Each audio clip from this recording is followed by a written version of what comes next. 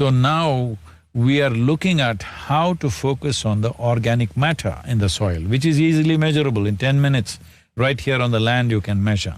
So now if an apple comes, we want it definitive that this apple comes from 3% organic content soil.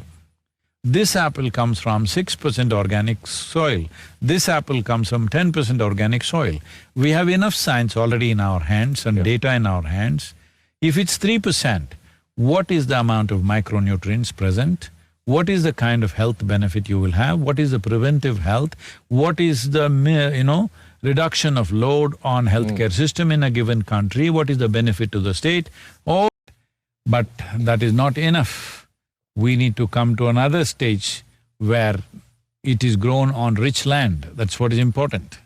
It's just organic is not important. It must be grown on rich land. One reason why most human beings are sleeping 8–10 hours a day is simply because of the type of food they're eating.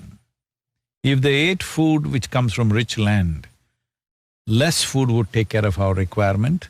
This would unfold human capabilities and human genius in ways that you cannot imagine.